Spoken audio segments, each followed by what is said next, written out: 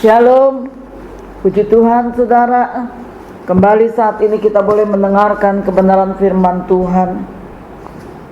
Firman Tuhan saat ini saya akan beri tema berjalan dalam kemenangan yang diambil di dalam Lukas 17. Kita akan membaca di dalam ayat 15 sampai 19. Demikian bunyi kebenaran firman Tuhan tentang 10 orang kusta. Seorang dari mereka ketika melihat bahwa ia telah sembuh, kembali sambil memuliakan Allah dengan suara nyaring. Lalu tersungkurlah di depan kaki Yesus dan mengucap syukur kepadanya. Orang itu adalah seorang Samaria. Lalu Yesus berkata, bukankah ke-10 orang tadi semuanya telah menjadi tahir? Di manakah yang 9 orang itu? Tidak adakah di antara mereka yang kembali untuk memuliakan Allah selain daripada orang asing ini? Lalu ia berkata kepada orang itu, berdirilah dan pergilah, imanmu telah menyelamatkan engkau. Saudara, kisah ini sering kita dengar, bahkan berulang-ulang kali mungkin kita sering membaca kisah ini dan mendengarnya. Namun meskipun demikian, kita selalu diberkati ketika kita membaca dan mendengar ayat-ayat ini, karena firman Tuhan selalu baru bagi kita. Roh Kudus yang selalu memberikan pencerahan sehingga mencelikan mata rohani kita, dan kita boleh selalu diberkati lewat ayat-ayat yang kita baca. Ada rasa damai, ada rasa sukacita yang berlimpah-limpah. Kalau kita membaca kisah ini, maka Tuhan mengingatkan satu hal kepada saudara dan saya. Meskipun orang itu tidak terpandang, orang itu mungkin dilecehkan dan dianggap rendah, tapi dia bisa menikmati, dia bisa mengecap kebaikan Tuhan dan berjalan dalam kemenangan yang dijanjikan Tuhan bagi setiap orang yang percaya. Saudara, firman Tuhan tertulis di dalam Lukas yang tadi kita baca, ayat 15 sampai 16, katakan, seorang dari mereka ketika melihat bahwa ia telah sembuh, kembali sambil memuliakan Allah dengan suara nyaring. Lalu tersungkur di depan kaki Yesus dan mengucap syukur kepadanya. Orang itu adalah seorang Samaria. Saudara, perhatikan ayat ini. Penulis yang bernama Dr. Lukas memberikan penekanan terhadap orang Samaria. Saudara tahu, bagi orang Israel zaman itu, orang Samaria dipandang dengan sebelah mata, karena mereka bukan umat pilihan Tuhan. Mereka tidak memiliki hak istimewa seperti orang Israel. Tetapi dalam nats yang kita baca memberikan penekanan, Dr. Lukas memberikan penekanan, ternyata orang Samaria yang dipandang dengan sebelah mata juga bisa berjalan dalam kemenangan seperti yang dialami oleh kita, orang-orang Israel, atau oleh kita yang mengaku diri kita sebagai orang-orang yang percaya. Nats ini juga mengingatkan kita, mungkin saudara, menurut orang-orang kita bukan orang-orang yang rohani. Kita terlalu banyak dosa. Kita bukan orang yang dipandang. Apapun kata orang terhadap saudara dan saya, jangan membuat kita kecil hati. Jangan membuat kita kecewa, jangan membuat kita undur, jangan membuat iman kita menjadi pudar. ternyata kita masih memiliki kesempatan yang sama untuk kita bisa berjalan dalam kemenangan dan menjadi orang yang diberkati oleh Tuhan. Karena itu jika kita terkenal atau kita punya nama besar, jangan pernah kita menjadi sombong. Saudara, jika kita kaya dan sukses, jangan pernah kita menjadi tinggi hati. Jika kita dikatakan orang tidak mungkin kita bisa berhasil, juga jangan pernah kita menjadi putus asa. Ingat saudara, firman Tuhan memesan kepada saudara, mengingatkan kepada saudara dan saya, libatkan Tuhan, libatkan Tuhan. Sebab kita punya kesempatan yang sama untuk kita bisa menjadi pemenang, seperti yang dialami oleh orang Samaria. Saudara, bagaimana caranya? Yang pertama, saudara, tidak melupakan kebaikan Tuhan. Kita perhatikan di dalam ayat 15 tadi, seorang dari mereka ketika melihat bahwa ia telah sembuh, dia kembali sambil memuliakan Allah dengan suara nyaring. Kata kembali menunjukkan orang ini tidak lupa akan kebaikan Tuhan. Disinilah seringkali kita gagal sebagai orang percaya. Kenapa saudara? Sadarkah kita ketika kita belum memiliki apa-apa, kita selalu datang kepada Tuhan, kita selalu setia datang ibadah, kita selalu rajin berdoa. Tetapi ketika kita kaya, kita lupa diri. Waktu kita susah kita ingat Tuhan. Waktu kita kaya kita lupa sama Tuhan. Bagaimana caranya kita mengingat kebaikan Tuhan? Jawabnya kita tetap beriman. Ketika orang ini sembuh, dia tidak lupa kepada Tuhan, tapi dia balik untuk memuliakan Tuhan. Artinya kesembuhan itu tidak membuat dia lupa diri. Dia sadar dia bisa sembuh bukan karena kekuatannya, tapi karena Tuhan. Saudara, kita sering lupa. Baru diangkat Tuhan derajatnya sedikit saja, kita sudah lupa diri dan kita menjadi sombong.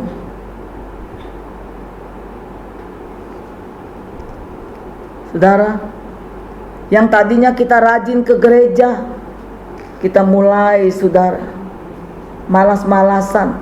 Kita mulai saudara lupa. Kita mulai bolong dalam kita beribadah. Saudara, pagi hari ini Tuhan mengingatkan kepada kita untuk kita tetap beriman. Artinya keadaan tidak akan membuat kita menjadi berubah.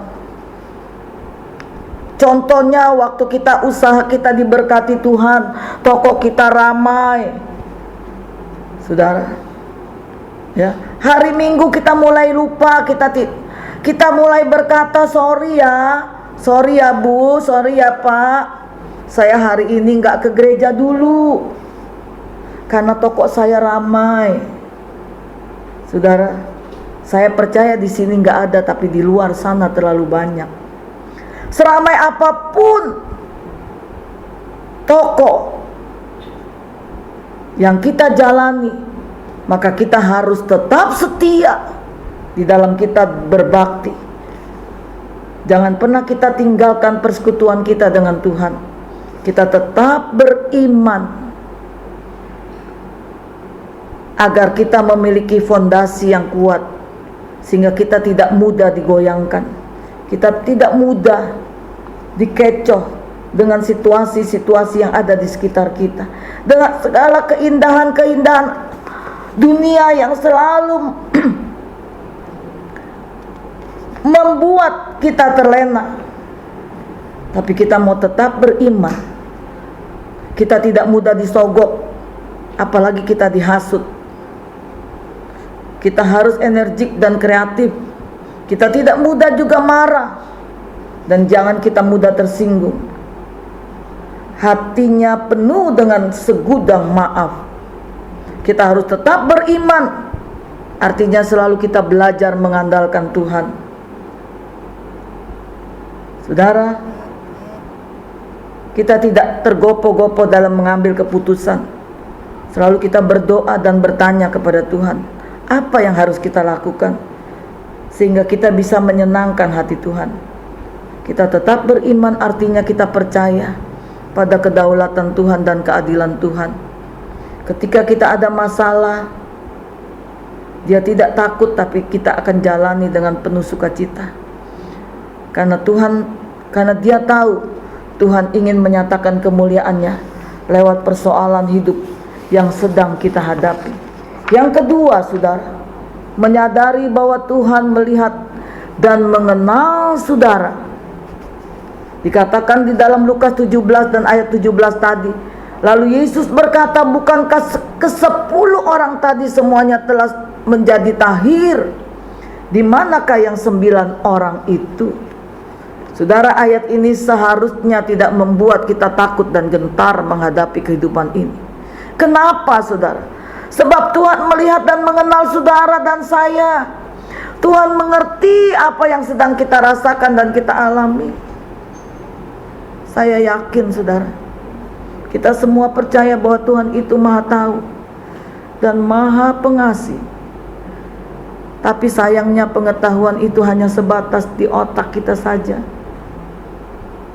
tidak masuk ke dalam lubuk hati kita yang paling dalam, sehingga menjadi gaya hidup kita, sehingga hidup kita hanya bersandar dan bergantung pada Tuhan. Kita harus memiliki pengetahuan, bukan hanya di otak saja, tapi kita harus merupakan gaya hidup.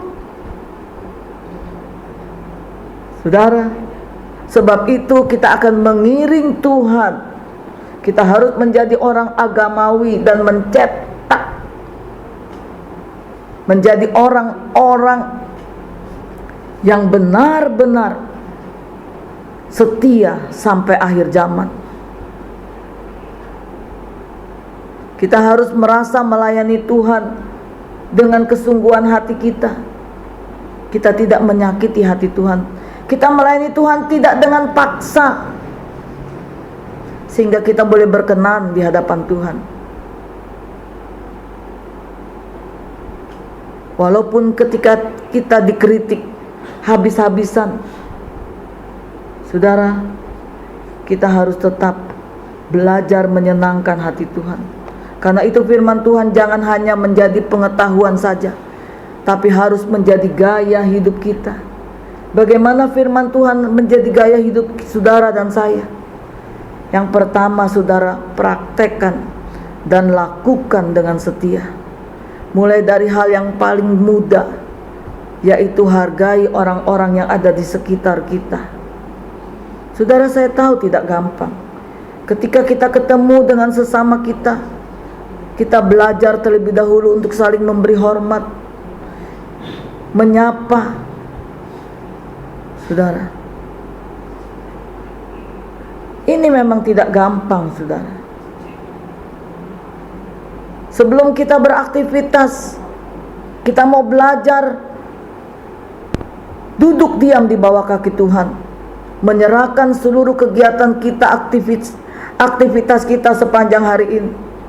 Kita doakan orang-orang yang ada di sekitar kita, sebut nama mereka, supaya Tuhan menjamah hati mereka. Ketika berselisih paham, jangan langsung kita emosi. Kita belajar menguasai diri kita. Saya tahu, saudara, sekali lagi saya katakan tidak gampang. Tidak semudah kita mengucapkan atau tidak semudah kita membalik telapak tangan kita. Tapi itu perlu, saudara, kita melakukan. Karena itu kita perlu bergaul dengan Tuhan. Karena hanya Roh Kudus yang bisa membalut luka-luka hati kita. Hanya Roh Kudus yang mampu menyembuhkan luka-luka hati kita. Yang kedua, saudara, jangan mudah menyerah dan putus asa. Jujur, saudara, melakukan firman Tuhan itu, saya katakan sekali lagi, tidak mudah. Menurut Paulus, hal ini dikarenakan keinginan daging bertentangan dengan keinginan roh. Keinginan daging kita enak, dan disukai oleh roh manusia. Sedangkan keinginan roh itu susah untuk ditaati. Sadar atau tidak sadar, keinginan kita dan keinginan Tuhan selalu bertentangan. Jalan Tuhan dan jalan kita berbeda. Saudara, bukankah seringkali kita bilang, roh inginnya berdoa, inginnya pagi-pagi kita bangun untuk menyembah, tapi daging ini lemah. Saudara, Yesaya mengatakan di dalam Yesaya 55 ayat 8 sampai 9, sebab rancanganku bukanlah rancanganmu dan jalanmu bukanlah jalanku. Demikian firman Tuhan, seperti tingginya langit dari bumi, demikianlah tingginya jalanku dari jalanmu dan rancanganku dari rancanganmu. Saudara, sekali lagi, ketika keinginan kita bertentangan dengan keinginan Tuhan, jangan pernah kita keraskan hati kita. Relakan hati kita untuk dididik oleh Tuhan. Saudara, niscaya semua itu akan indah pada waktunya. Saya tahu itu sakit, saudara, bahkan terlalu amat sakit. Tapi ini yang membuat kita mampu untuk kita melakukan firman Tuhan dan mengikuti jalan Tuhan. Saudara, menurut cerita, kehidupan seorang yang bisa berbahagia ketika kita mau belajar mentaati kebenaran firman Tuhan. Saudara tahu, ada seorang pemudi, di dalam hidupnya dia pernah jatuh di dalam kegelapan, saudara. Dia hamil di luar nikah. Tapi apa yang dilakukan oleh orang tua dan saudara-saudaranya? Saudara, pemudi ini tetap dilarang untuk menikah dengan orang yang tidak seiman. Apapun yang terjadi, saudara, mereka ambil kata sepakat untuk tetap tidak menikah. Sehingga pemudi ini disingkirkan sampai anak itu lahir, saudara. Dan anak itu dibesarkan oleh saudaranya. Saudara, apa yang terjadi ketika dia belajar taat dan mempraktekkan kebenaran firman Tuhan? Saya tahu mungkin pada awalnya sakit, bahkan kepahitan ada, saudara, dalam hidup mereka. Tapi ketika dia mempraktikkan kebenaran firman Tuhan, maka dia akan melihat kemenangan lepas kemenangan dan kebahagiaan yang dia dapati, saudara, karena dia belajar taat. Akhirnya, singkat cerita, dia mendapat seorang pemuda yang bisa membahagiakan kehidupannya. Inilah yang dialami, saudara, ketika kita belajar taat dan belajar mempraktekkan kebenaran firman Tuhan. Oleh karena itu, saudara, apapun yang kita alami saat ini, mari jangan pernah kita tinggalkan iman kita. Jangan pernah kita tukar iman kita dengan apapun yang ada di sekitar kita. Tapi kita mau belajar mempraktekkan kebenaran firman Tuhan. Yang ketiga dan yang terakhir, saudara, jalani hidup ini dengan rasa syukur.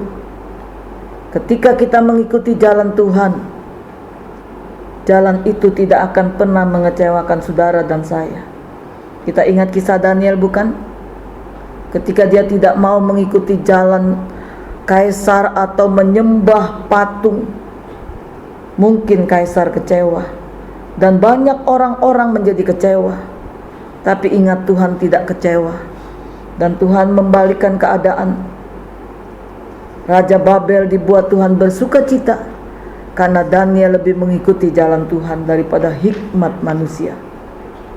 Apapun, Anda pun punya kesempatan untuk kita menjadi bahagia dan berhasil. Apa yang harus kita lakukan? Pilihlah jalan Tuhan dengan menjalani hidup ini, maka kita akan penuh rasa syukur dan kita akan melihat kebahagiaan dan kemenangan menjadi milik kita. Saya percaya ketika kita mengarahkan hidup kita untuk jalan bersama dengan Tuhan, maka saudara dan saya akan meraih kemenangan demi kemenangan.